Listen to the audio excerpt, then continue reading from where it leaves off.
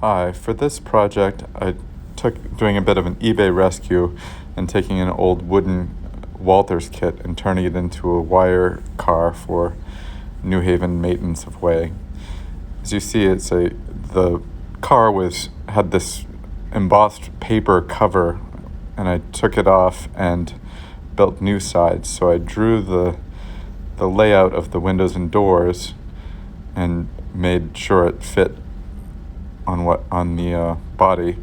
I removed one vestibule because this car had an open vestibule on one end, and so I cut new doors and windows out of scribed wooden siding and spaced them out to fit the doors and windows.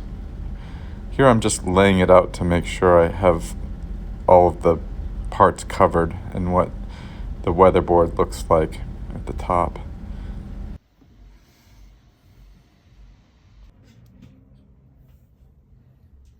So I wanted to bring up this New York, New Haven, and Hartford Railroad Historical Society, Volume 39, Issue 2 of the Shoreliner. It's about wire. There's an article in here about wire trains. And the car that I'm making here is right here. Car W934, former Boston and Maine postal car. But as you see, it has a added roof, a pantograph ladder on the back side. There's some other better pictures of it, and an older scheme and a newer paint scheme. But a good resource. So these cars all had additional platforms built on the roof, and I made this one out of just some scribed siding and then added the supports that come up from the actual clerestory roof. It made the car a bit taller than they were. As you see, the floor of the car was very thick, so I had to chisel out the areas where the inset doors would go. And then also, you can see where I cut the vestibule end in on that one end because it had an open vestibule on that side. So yeah, I just cut out all of the window panels. Probably the most tedious part of making this.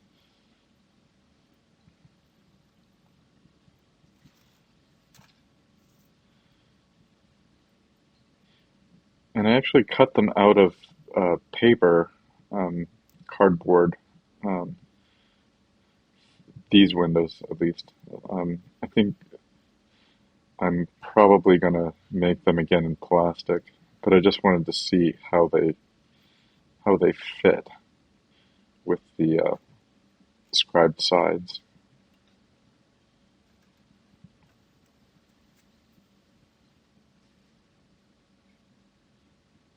They look pretty good.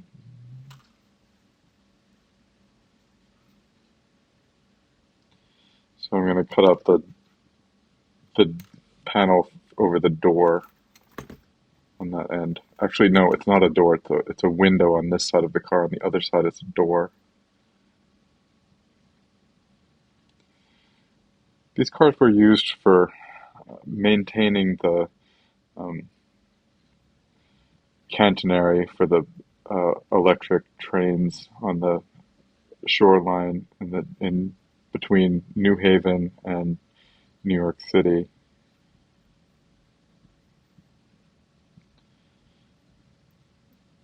This particular car was a former Boston and Maine car that they reused for maintenance of way.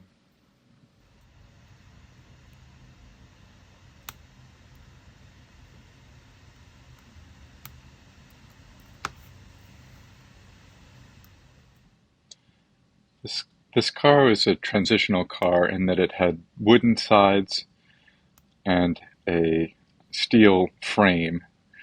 So the doors on the sides were actually inset quite a ways within the car sides.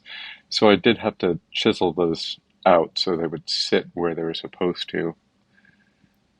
And here I'm cutting those windows again in plastic. Um, they'll just last longer. The original car was made of, the car side was pressed fiberboard, and moisture had really damaged them, so they were quite warped. So if I wanted to use this car frame and roof again, I really had to come up with some new use for it. And I think that this would be a good one.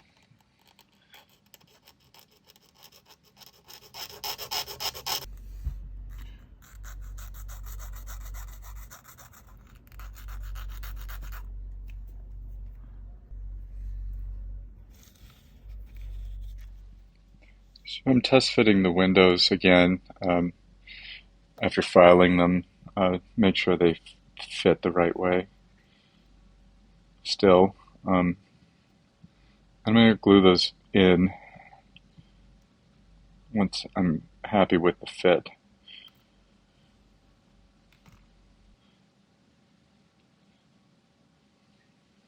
So I had to cut the last section of the side um, next to that last window at the car end. This is just, I think it's Midwest Models siding, car siding, or I guess it could be flooring. Um, I just, in O scale, it will look like V-groove siding. This is an O scale car, in case you can't tell by the size of my hands.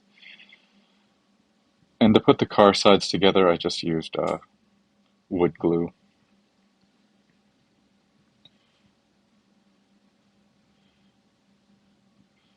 I don't know why I picked a wire train car.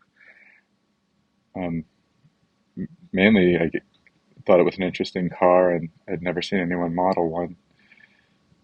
I'll probably end up doing a few other cars, like maybe cars for the wire train. So maybe a wire cable holder car and a elevating car that can be cranked up to actually work on the catenary. I think the train lengths were quite short. I think a six-car train was considered a pretty long one. These trains were stationed at about three different locations along the main line, so that they would be easy to get to if the catenary came down or there was a wreck or something. Um, they needed to get to the damaged area quickly to get trains up and running again.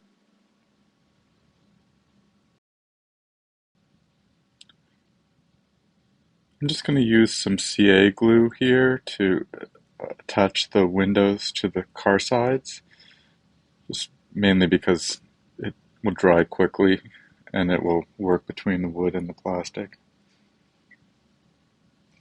So I fit the window, and then I have to flip the car side to make sure it's lined up right. Yeah.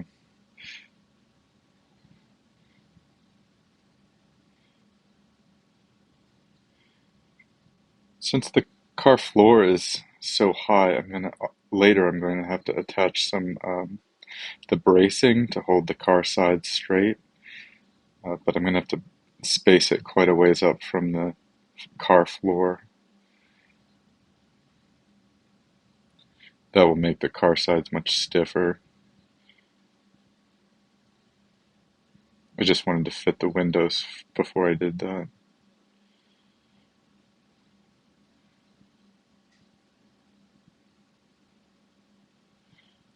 And these are looking pretty good for just hand-cut windows filed out. I had to make a spacer board behind the letter board to bring it all up, and so that there wouldn't be a gap between the top of the window and the weatherboard.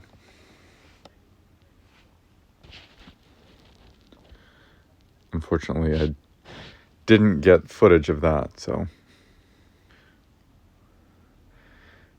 And then the next step I had to do was to add a strip building the support that ran behind all of the siding to keep it pushed up. And I decided to I think I actually ended up using the doors from the old paper kit because the window spacing was right. But I had to build little offsets so that the doors could sit back in space. They're not flush to the wooden walls. So I'm just checking the size of the door to the drawing, just spacing it out to make sure I have enough room to make the setbacks. And it seems like they'll work.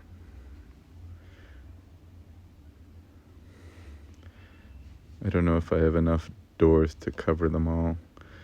There's the letterboard that goes up at the top.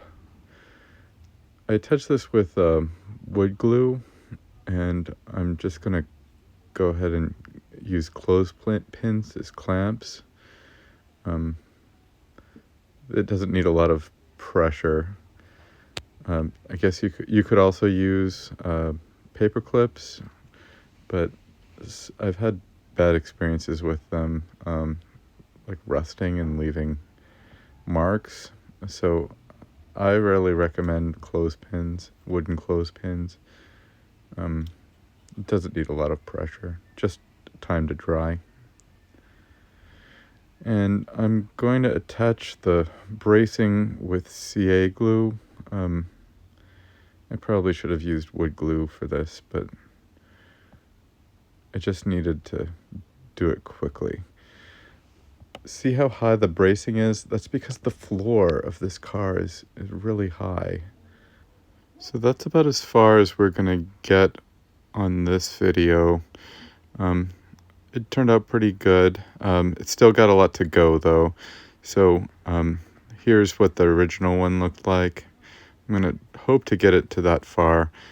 Please like and subscribe if you like this. There will be a part 2 as well as more projects coming. Thanks.